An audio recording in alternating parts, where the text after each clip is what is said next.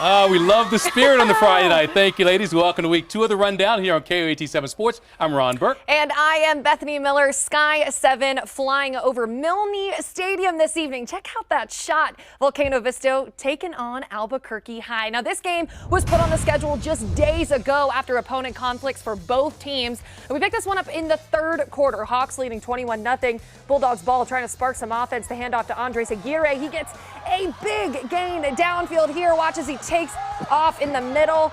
And the team, Ron, taking me out on the sideline during the process of it. Don't you just love it? A few plays later, Gilbert Marquez is stuffed by the Hawks there. What a big defensive play. Diego Little leading the attack for Volcano. Hawks back on offense. Elliot Pasquet-Bell in for Josh Strouder, keeping the rock to himself and is off to the races. Pasquet-Bell with a big first down for the Hawks. Now, Volcano wouldn't score off of that play, but they would to start the fourth quarter. Pasquet-Bell hits the air this time. The junior finds Kieran Cordova in the end zone. That would be the final. Hawks win over Albuquerque High, 28-0. Let's move to Wilson Stadium. A bad tone set early by Sandia against La Cueva. The Matadors, well, they snap the ball over the punter's head. It goes out of the end zone. And Sandia just hands La Cueva a 2-0 lead just like that. Bears on offense. Quarterback Aiden Armenta lost a pretty one to Exodus Ayers. And the Bears lead 7 and make that 9-0. Then they threaten again. Aiden Mitchell up the gut. He's in there. La Cueva extends it to a 16-0 lead. Second quarter, La Cueva again in the red zone. This was a familiar theme here. Armenta with the screen to Ayers. Coming back the other way. And he takes it in for the touch. Bears lead 28-0 at the half. Going to defeat the Matadors 35-0 to improve to 4-1. Sandia now 1-3. Well, now to Bernalillo, where the undefeated Spartans hosting the Pintos. Moriarty with the ball first in this one. Look at that view. The handoff to Kenneth Pointer. He would net the Pintos a hefty chunk of yardage and a first down there. Now that would turn into a fourth down in the red zone, but the Bernalillo defense comes up with a huge sack behind the line of scrimmage. They hold strong for the turnover on down. So the Spartans, they're looking to get something going here. A little help from their coach. Quarterback Jacob Pino rolling out to throw here. He finds Diego Molinar, who gets absolutely stuffed by Moriarty's Eric Wolf. Now, spoiler alert, defense would be a huge theme in this one. Another Spartan possession on offense, but it would not matter. The Pintos D is just too tough, and Moriarty, they take a close one. 7-6 is the final. Bernalillo, their first loss of the season. Well, it's homecoming for the West Mesa Mustangs, who are looking to put together their first win streak of the season as they took on Rio Grande. All right, West Mesa looking to build on that first win, which came last week following an 0-3 start. Let's go to Community Stadium for tonight's matchup between these two. We pick it up 3.5 minutes. Here's West Mesa has the ball here. Daniel Ayala fakes the pitch. Early in this game, beats the one defender who has a shot at him, and he is gone. Sprinting for 31 big ones to cap a 3-play drive. That's all it takes. Mustangs tack on the 2-point conversion, took an 8-0 lead. Ravens down 22-0, and they get the punt block. Angel Segovia blocking it and recovering it. Ends up at the Rio Grande 3, and the first play after the block punt. Why waste time? Mustangs, well, they throw a trick play at him, the reverse, the gadget. Chris Johnson doing the honors at the end of this, navigating his way into the end zone, hikes that lead to 29-0. West Mesa would lead 42-0 at the half and go on to roll past Rio Grande by a final of 55-0. Take a look now from Sky 7 as Cibola takes on Los Lunas tonight. Cougars have the ball in the second half, so we pick up action. Aiden Chavez looking to go to work. He'll pass to Nathan Lopez as they get things going. Paul Searmans. Well, nice catch and run there. Looking around, they're not going to catch him. And then Paul Searmans now with a scramble. Watch him as he looks to make something happen on offense. Running for the first down. Thought about passing it. No one was there.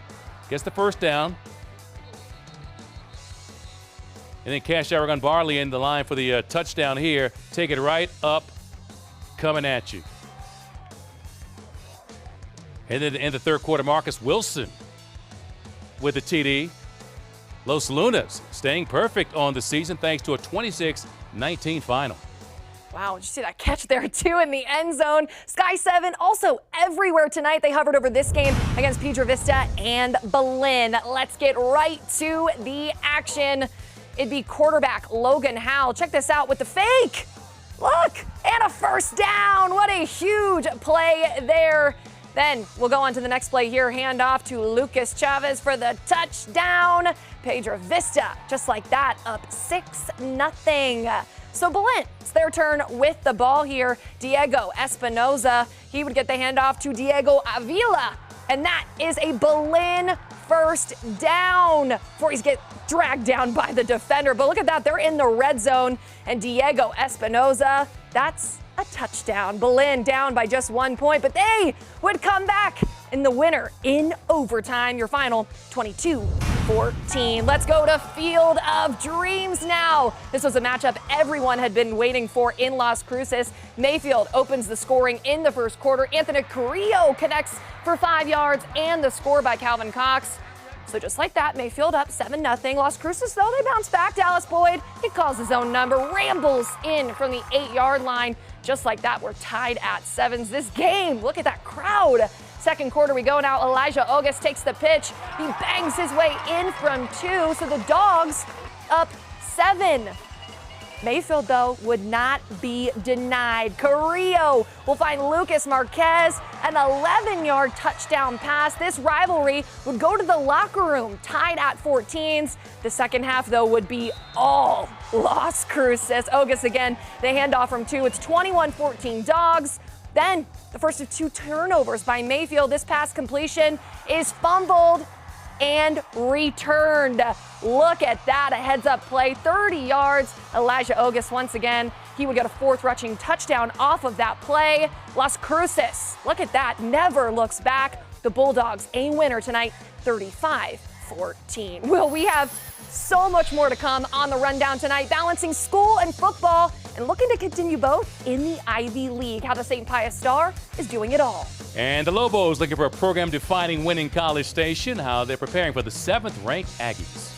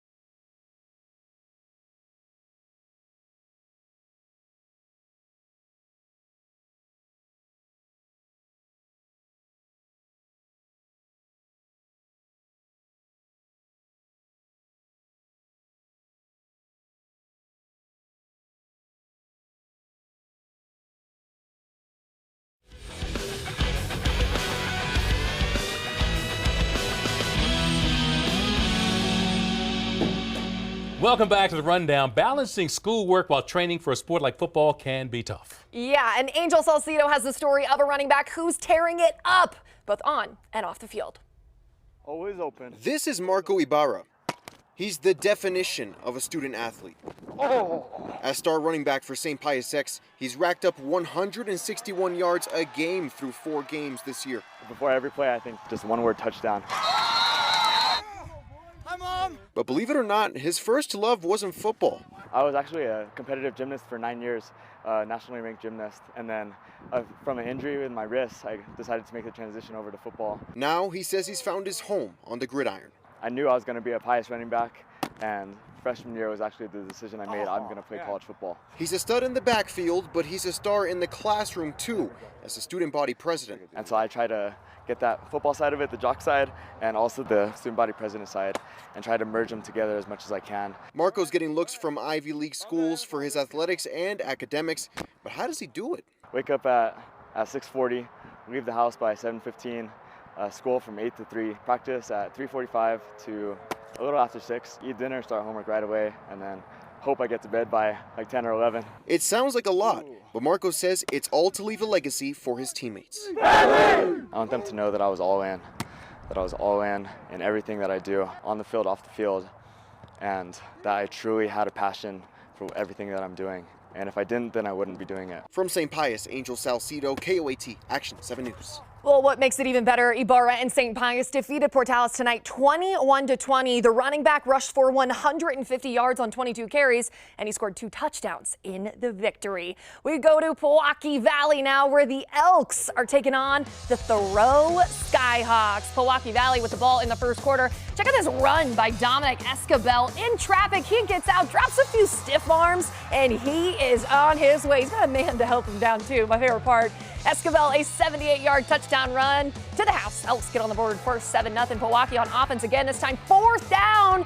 Adam Pacheco hits the air, the ball caught by Anthony Malloy Chavez, a 23-yard tutty. Makes it 14-0 Pewaukee. Thoreau trying to spark some offense. Quarterback Houston Garrote intercepted. That's Deshaun Martinez there. Now he would be ultimately brought down after some hefty yardage, which leads to an Elks touchdown. Pewaukee Valley is your big winner tonight. Look at that score, 50-0. Ouch. The Cleveland Storm have been true to their name. They tripled the scoring output of their first 4 opponents, all victories, while averaging 45 points per game. The latest team to try to calm the Storm, Artesia, in a road game for Cleveland. Storm in white as we pick up action with Evan Weissong looking to work on offense. He'll complete it to Nick Trujillo for the touchdown. The Storm lead 21-10 in the second quarter. This is an early runaway, though. Artesia has the ball now. Nate Taylor runs it in for the score. And now it's a 4-point game at 21-17. Cleveland responds on the doorstep. They have a 3-back stacked in the I formation behind Weissong in this play. So who's going to get the ball? Who would you give it to? It's Josh Berry with a line buster. Storm opened the lead now 28-17. And with just 6 ticks left in the first half, Perry gets the call again up the middle. And Cleveland, true to its name, storms to a 35-17 lead at the half and routs Artesia 70-29 to improve to 5-0. Let's go to Santa Fe Indian School, hosting McCurdy. McCurdy leading 26-22 in the third quarter. Braves in the red zone, though. Taylor Toribio, those 10 yards, and finds the end zone. 2-point conversion, no good. Santa Fe leads 28-26. First play of the next drive, McCurdy with the running back Casey Navarez. Bobbling the direct snap, picking it up, and he is off. Nobody else is in the frame. Navarez and the Bobcats answer with that 80-yard touchdown run. McCurdy leads by 6 after the 2-point conversion. In the fourth quarter, Toribio breaks through, crosses the goal line for the score, and Santa Fe Indian School holds on to win against McCurdy by a count of 40-34. There, the UNM football team encouraged about their 2-0 start to this season, and tomorrow they'll test themselves against one of the nation's top teams when they visit 7th-ranked Texas A&M as they prepare to enter a hostile environment at College Station as huge underdogs. Their dual-threat quarterback says it'll be important to make a statement early. We don't want to go out there and go 3 and out, so, it just feels better to, get after it, as soon as we get out there on the field. And just keep going. If anything happens, that's bad or it doesn't go our way, shrug it off and just keep pushing. While the Lobos may be 2-1, so is Jimbo Fisher and the Aggies. They're undefeated. Last week in Denver, they trailed Colorado 7-3 midway through the fourth quarter before they scored a touchdown, and they're coming away with a 10-7 road victory. Now kickoff on the SEC Network tomorrow between UNM and Texas A&M is slated for 10 a.m. Can't wait for that. The rundown not done yet. We look ahead to Saturday's high school matchups when we return.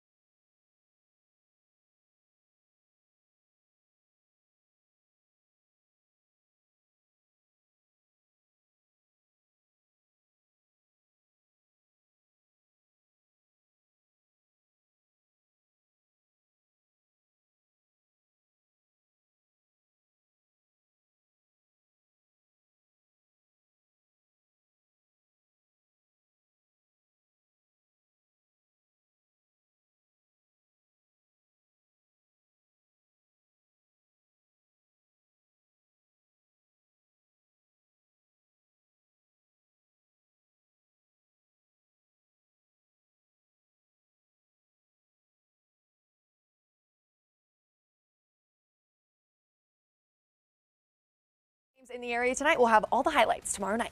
That's a wrap for the rundown. Have a great night.